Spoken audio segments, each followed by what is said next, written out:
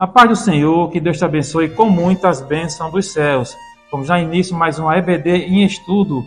Esse canal ele é gravado aqui na Assembleia de Deus da Congregação da Boa Esperança, pastorado pelo pastor Georgen Silva, e no qual ele está aqui comigo nesse momento, nessa gravação. Não é isso, meu pastor? Muito bem, grande Salomão. Também quero desejar a todos, a paz do Senhor e que vocês possam ter, nesta lição, um bom aproveitamento do conteúdo que será comentado nesta noite. E a gente vai comentar a lição número 13, que é o fechamento desse primeiro trimestre de 2024. Uma ótima lição, um ótimo estudo. Antes da gente comentar essa lição, eu peço que você se inscreva no canal, deixe seu like e comente a lição. Quando você deixa o like, que gostou da aula, um like de joinha, o YouTube ele entende que é um conteúdo relevante, e assim ele vai passando para outras pessoas, e assim o Evangelho ele é proclamado aos quatro cantos da terra. A gente está concluindo a lição, que é essa lição número 13, uma lição muito boa, que tinha como tema principal, que é o corpo de Cristo, origem, natureza e vocação da igreja no mundo. Uma lição muito rica, a gente aprendeu muito bem sobre o corpo de Cristo, a igreja amada, A lição número 3 tem como tema o poder de Deus na missão da igreja. O textuário você vai encontrar em Atos dos Apóstolos, capítulo 1, versículo número 8, que tem como tema, que diz assim, por sinal, está escrito: mas recebereis a virtude do Espírito Santo que há de vir sobre vós, e semeeis testemunhas, tanto em Jerusalém, como em toda a Judéia e Samaria, e até os confins da terra. A verdade prática, que eu sempre digo que é a verdade para você colocar em prática, ela nos diz assim: o Espírito Santo é a força motriz que movimenta a igreja. Sem o poder do Espírito Santo, a igreja é incapaz de cumprir a sua missão. A leitura bíblica em classe, que eu digo que é a segunda base da lição, a primeira é o textual e a segunda é a leitura bíblica em classe. Você vai encontrar em Atos dos Apóstolos, capítulo 13, do versículo 1 ao versículo número 4. Eu peço que você leia com os seus alunos, é de suma importância essa leitura, é o que vai dar base à aula. A introdução, ou parte da introdução, nos diz assim que nessa lição ela tem como foco principal chamar a atenção do poder do Espírito Santo na missão da Igreja de Cristo. Aqui na lição vai ser mostrado que o povo de Deus não pode prescindir do revestimento do poder pentecostal para obter êxito na sua missão na terra, que isso é imprescindível, não pode descartar o poder de Deus na igreja, para pregar o Evangelho, para divulgar essa palavra de Deus que é tão rica e maravilhosa.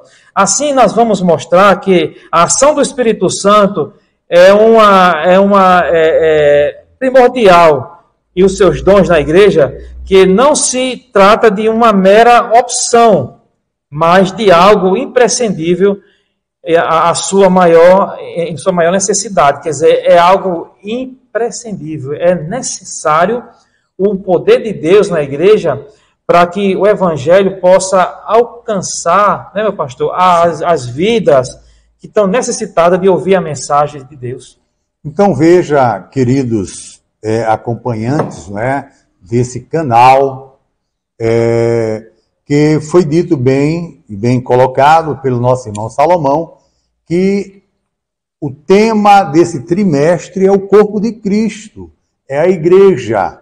E hoje, como também já bem colocado por ele, o tema da lição, nessa parte introdutória, ele mostrou que a igreja, ela não tem vida sem o Espírito Santo. É um corpo morto, não é? Mas o Espírito Santo é quem dá vida. E no primeiro tópico aqui, a gente fala exatamente sobre a questão da doutrina do Espírito Santo, segundo o Evangelho de Lucas. E eu já vou para a palavra doutrina. O que é doutrina? É o ensino.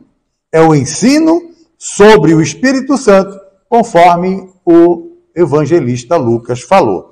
Então, o primeiro tópico, ou o primeiro subtópico desse primeiro tópico, fala sobre o ensino revelado nos escritos de Lucas. O ensino de quê? O ensino sobre o Espírito Santo, né? A gente observa que tanto o Evangelho quanto o livro de Lucas, que são atribuídos à escrita desses livros a Lucas, que ambos foram escritos por ele, revelam o ministério do Espírito Santo, inicialmente na vida de Jesus e da primeira igreja, como uma necessidade imperiosa. A gente observa, queridos, que Jesus Cristo, antes de começar o seu ministério propriamente dito, ele passou pelo batismo ali no Rio Jordão, quando ele se aproxima de João, quando se encontrava batizando, e ele se aproxima de João para ser batizado. E a gente sabe que naquele momento do batismo estavam presentes ali, não é? O Espírito Santo e Deus Pai e o próprio Senhor Jesus. E o Espírito Santo desce em forma corpórea de uma pomba e vai fazer o quê? O revestimento no ministério de Jesus, para que ele pudesse então, a partir dali, aleluia, iniciar propriamente o seu ministério. Então, tanto na vida de Jesus, no início do seu ministério, como também na igreja primitiva, né? A necessidade, a primeira igreja. A gente observa que Jesus, depois que morreu morte de cruz, ressuscitou, aparece aos discípulos e a todos aqueles que já confessavam ele como Salvador. Ele diz que subiria ao céu, mas que aqueles seus discípulos ficassem em Jerusalém até que do alto fossem revestidos. E assim ficou ali, esperando o revestimento do Espírito, para que a igreja propriamente começasse então a pregar este evangelho de poder. Então a gente observa, irmãos, que os cristãos não estariam qualificados para serem testemunhas do Senhor se não fossem revestidos do Espírito Santo. Essa promessa estava associada, como diz aqui a palavra, ao revestimento de poder do Espírito Santo, conforme descrito nas palavras de Jesus, como o poder do alto, conforme a gente pode observar lá em Lucas, capítulo 24, versículo 29. Então a gente pode dar uma observada, acho que não está entrando aqui, não é? Mas no versículo 49, versículo 24, que a gente pode ler, né? A gente pode ler, essencialmente, na Bíblia Sagrada. Vamos dar uma olhadinha na Bíblia Sagrada. Você aí, enquanto isso, você pega também a sua Bíblia Sagrada e lê. Leia aí, por favor, Salomão. Versículo 49 de Lucas 24. E eis que sobre vós envio a promessa do meu Pai. Ficai, porém, na cidade de Jerusalém, até que do alto sejais revestido de poder. Pronto, foi isso que nós falamos e está aí a referência. Muito bem. Amém. O segundo ponto do primeiro tópico ainda, podemos dizer que tem como tema o enchimento do Espírito como experiência necessária. Quer dizer, ele vai mostrar que há uma necessidade de ser cheio do Espírito Santo. O Senhor Jesus só começou o seu ministério depois de ser cheio do Espírito Santo. Está lá em Lucas 3, 21 ao 22. Quer dizer, é uma prova concreta que, após ser cheio do Espírito Santo, foi que Cristo começou o seu ministério. Nosso Senhor fez a obra de Deus e fez num poder do Espírito Santo. Você vai encontrar isso lá em Lucas também. Ele foi capacitado pelo Espírito Santo. É uma prova também concreta de esse enchimento do Espírito Santo como experiência necessária, é fundamental. Da mesma forma, a igreja só deveria iniciar o trabalho missionário quando fosse revestida desse mesmo poder do alto, que foi lá em Atos capítulo 2, mostra o surgimento da igreja. Porque a partir dali, eles foram levados aos 4 cantos da terra a pregar o evangelho. Por isso podemos afirmar que num contexto literário do evangelista Lucas, especialmente no livro lá de Atos dos Apóstolos, o Espírito Santo aparece como uma necessidade, não como uma opção. Alguém pode dizer, não, foi uma opção. Não, é necessário o revestimento, o enchimento do Espírito Santo para fazer uma obra, né, meu pastor, perfeita na presença de Deus. É porque sem o Espírito Santo na realidade é o combustível. Isso. É o combustível. É como se você pegasse uma máquina, um carro, um motor, e se você não tiver o combustível para fazer ele girar, ele não vai girar. Né? É algo imprestável. Né? Mas a igreja, revestida pelo poder do Espírito Santo, ela se movimenta e cumpre o seu papel. O terceiro subtópico desse primeiro tópico fala exatamente sobre o enchimento do Espírito como uma experiência concreta. Veja, o enchimento do Espírito, né, tanto na questão pessoal de cada cristão, como também da própria igreja. Ele diz, olha, é uma experiência sólida, concreta, que não tem como voltar atrás, não é? Já se efetivou. Diz, se por um lado, Lucas, o apóstolo Lucas, né, ele apresenta o Espírito Santo como uma necessidade na vida da igreja, por outro lado, ele vem mostrar, não é, que o enchimento do Espírito Santo ocorre como uma experiência que verdadeiramente aconteceu na vida do cristão. Então, nesse sentido, o livro de Atos, ele retrata a experiência pentecostal como um acontecimento objetivo. Objetivo e não subjetivo. Quando você fala de subjetividade, você está falando do indivíduo propriamente dito. Mas quando você fala de objetivo, está falando da obra. Então, a obra, para que ela seja realizada, esse revestimento é objetivo, na obra. Então, para que a obra seja feita, os discípulos, os irmãos, a igreja tem que estar revestida do Espírito Santo. Então, o livro de Atos retrata a experiência pentecostal como esse acontecimento objetivo e não subjetivo. Ela podia ser vista e ouvida, veja, podia ser vista como? Através da manifestação do Espírito, através de tudo aquilo que os apóstolos faziam, não é? E podia ser ouvida através daquilo que as pessoas falavam, do que estava sendo feito por aqueles que pregavam o Evangelho, das maravilhas que eram operadas através daqueles que levavam o Evangelho àquelas pessoas nas cidades por onde andaram pregando a palavra. Então, podia ser vista e ouvida, conforme Atos 5:32. Diz, haviam manifestações físicas que se tornavam reais para quem as tinha, e visíveis para quem as presenciava. Então, a presença do Espírito Santo, o revestimento da igreja pelo Espírito Santo era visível a todos aqueles que presenciavam os apóstolos pregarem. E eram reais para aqueles que a tinham, não é? Então, em outras palavras, quem recebeu sabia que havia recebido. E dentre os muitos sinais, um que se sobressaía sobre os demais era o falar em línguas desconhecidas. A gente observa que lá no dia de Pentecostes, quando eles foram revestidos pelo poder do alto, né, o poder que veio do alto, aqueles homens, mesmo a maioria indoutos, falavam línguas de outros países. E ali naquela época, estando ali pessoas de todo o mundo de então, ouviram aqueles que aparentemente eles chamavam ou pensavam que eram indoutos, falar das maravilhas de Deus nas suas próprias línguas. Então, fechando, o poder de Deus, o poder do Espírito Santo na igreja foi vista e ouvida por aqueles daquela época. Amém. O quarto ponto ainda do primeiro tópico tem como tema a doutrina pentecostal clássica.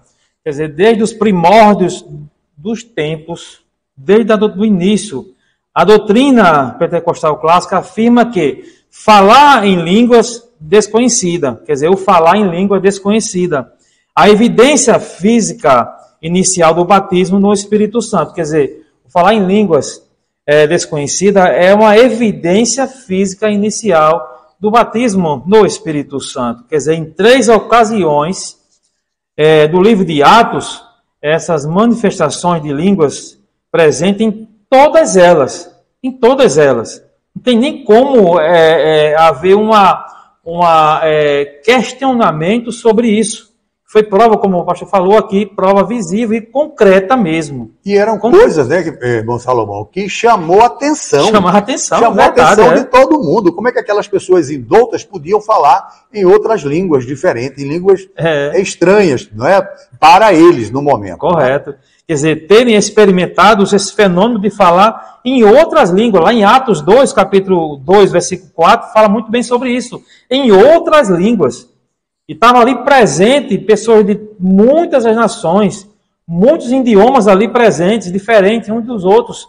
E eles falavam de acordo com o que estava lá presente, para que pudesse entender a mensagem vinda dos céus. Quer dizer, onde não há menção da ocorrência de língua, o evangelista aparece, deixar submetido que as línguas estiveram presentes. Então, as línguas estavam presentes, sim, eram prova concreta.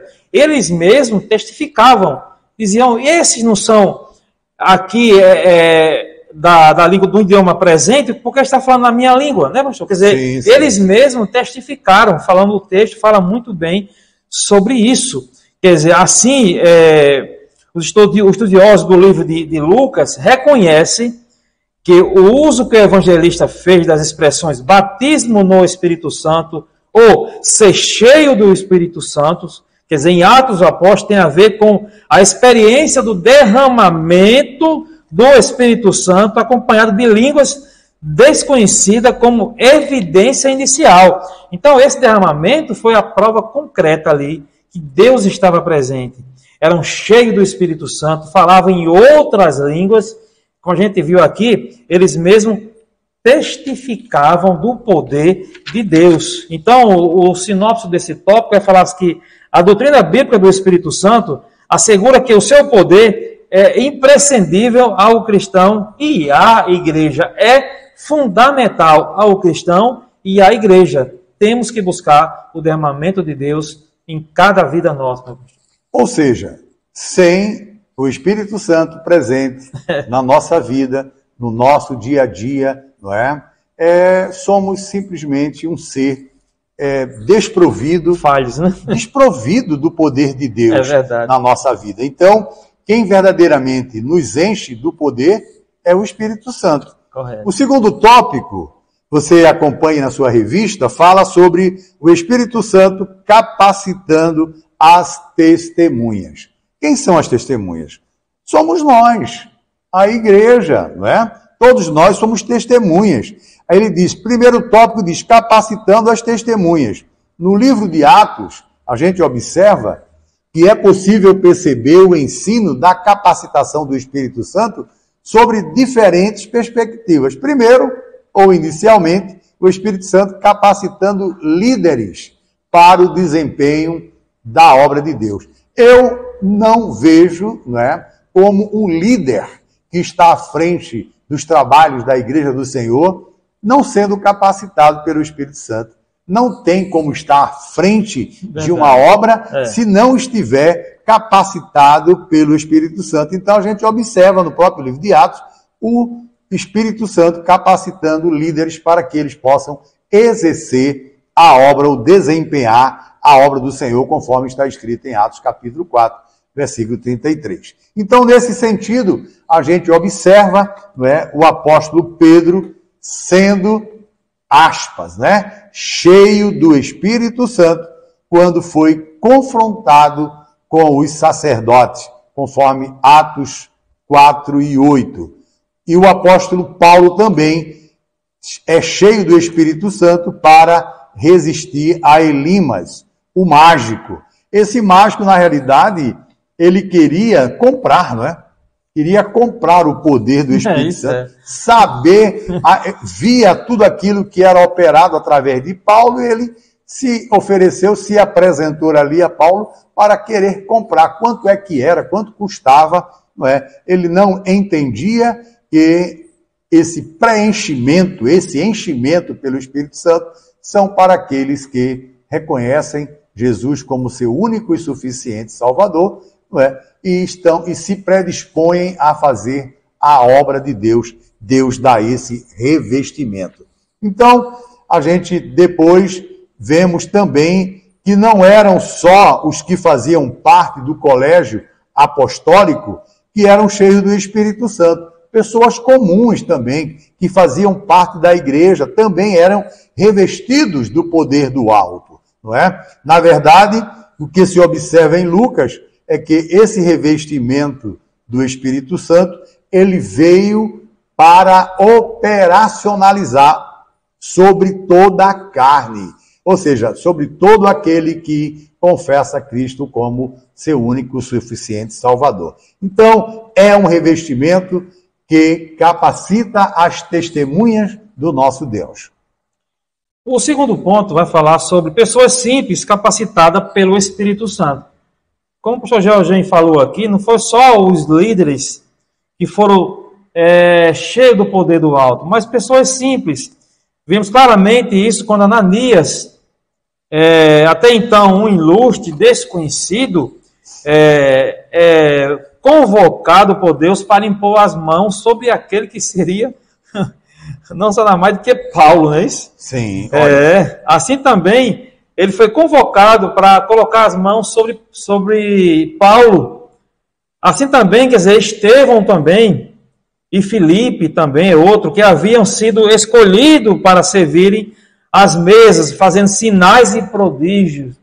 Alguém pode dizer, não, só é chamado ou convocado só os pastores, só os presbíteros, só os diáconos. Não, pessoas simples. Deus chama quem Ele quer, Ele capacita quem Ele quer.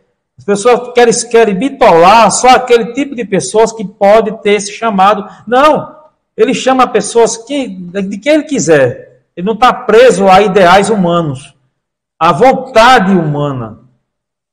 A Bíblia fala que Deus fala inteiramente a sua preciosa vontade.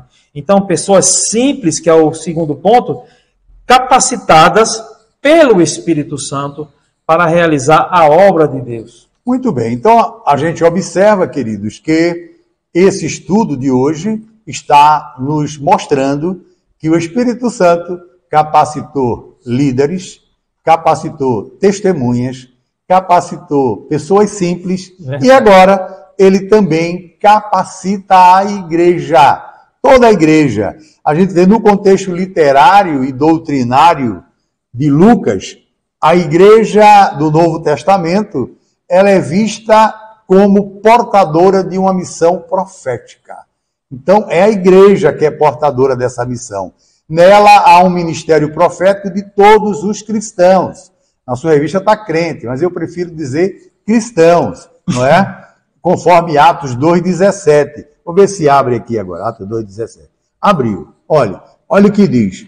E nos últimos dias acontecerá, diz o Senhor, que do meu espírito derramarei sobre toda a carne, e os vossos filhos e as vossas filhas profetizarão. Glória os vossos jovens terão visões e os vossos velhos sonharão sonhos. Então, nesse sentido, conforme esse contexto de Atos, o testemunho não é apenas individual, como mostrado nesta lição, mas também de toda a igreja descrita no livro de Atos. Assim, essa comunidade de cristãos ou de crentes, capacitada pelo Espírito Santo, começava a ganhar confiança e a admiração das pessoas em seu redor. Então, queridos, a igreja de hoje, ela precisa, aos moldes da igreja primitiva, ou da igreja primeira, do primeiro século, também, não é, demonstrar à sociedade, ao mundo, que ela é revestida do Espírito Santo. E que essas maravilhas aconteçam quando nós anunciarmos a palavra de Deus, quando nós pregarmos a palavra de Deus. Portanto, queridos, o crescimento das igrejas em Atos, conforme Atos, estava associado ao testemunho dado pelos grupos de cristãos que eram capacitados pelo Espírito Santo de Deus. Amém. O terceiro tópico da lição diz assim o tema: o Espírito Santo como fonte geradora de missões. E o primeiro ponto do terceiro tópico diz assim: o envio missionário. Então, vamos falar aqui sobre o envio missionário, o Espírito Santo como fonte geradora de missões. Quer dizer, é um Espírito Santo que está atuando em missões, mandando, enviando, ajudando no envio. Então, ele fala aqui que o capítulo 13 do livro de Atos dos Apóstolos narra o envio do primeiro missionário à igreja de Antioquia. Quer dizer, aqui chama a atenção essa narrativa, que é a participação do ativo do Espírito Santo no envio missionário. Nesse texto aqui vai chamar a atenção que o Espírito Santo estava agindo, estava enviando missionário. É ele que convence o homem do pecado. É ele que leva a mensagem, que nos ajuda a pregar o Evangelho. Então é preciso buscar o Espírito Santo. E nesse texto, Lucas menciona que havia alguns profetas na igreja que estavam em Antioquia. É bem possível que nessa observação do autor sagrado fosse para explicar como se deu a participação do Espírito Santo no comissionamento de Paulo e Barnabé. Ele estava explicando ali como se foi comissionado Paulo e Barnabé para pregar o Evangelho, sair para os quatro cantos de pregar o Evangelho a toda a criatura. Quer dizer, por intermédio dos dons do Espírito Santo, os dois obreiros foram separados, olha só, para uma grande obra de maneira clara e audível. Quer dizer, estava claro ali, ele foi chamado pelo Espírito Santo, convocado pelo Espírito Santo. Quer dizer, o foco do evangelista, num texto, é que o Espírito Santo é a fonte geradora de missões, pois ela é quem vocaciona e envia. Se não houver, né, pastor, a vocação do Espírito Santo, normalmente os que vão por vontade própria, eles acabam voltando de cabeça baixa. Muito bem, veja só, olha a parte que o senhor ensinou agora para o nosso espectador, né? É que a igreja, ela só envia missionários se essa igreja for revestida do Espírito Santo. Correto. Se ela não for revestida no Espírito Santo, não existe essa vontade de cumprir o ide de Jesus.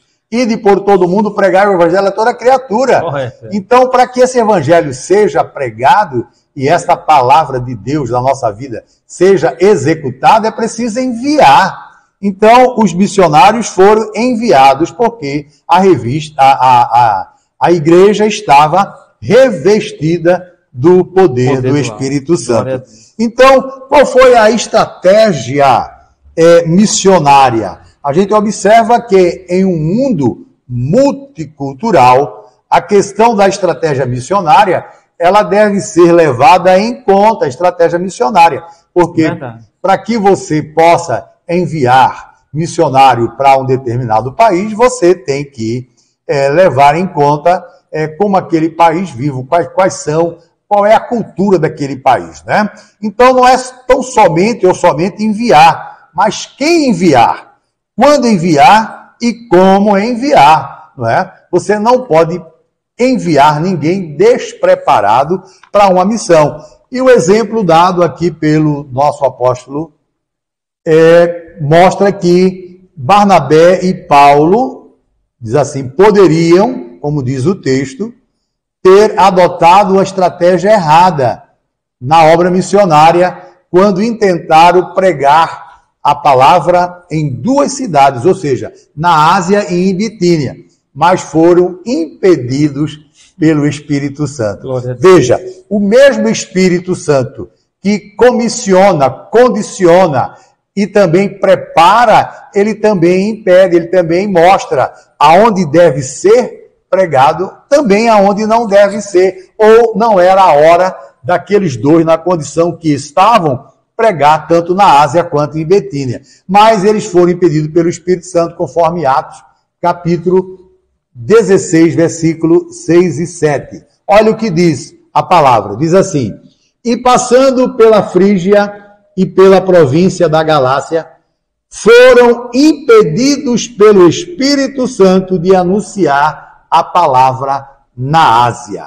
O versículo 7 diz: e quando chegaram a Mísia, intentaram ir para Bitínia, mas o Espírito de Jesus não permitiu.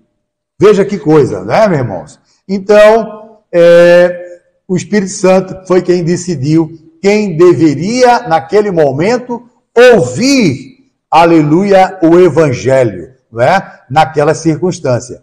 Então, nós ponderamos aqui, no entanto, que muitas vezes é possível que agências missionárias e igrejas adotem uma estratégia errada no envio de missionário, como bem o senhor já pontuou antes, não é? A questão daqueles que vão despreparados e muitas vezes voltam de lá sem cumprir a missão.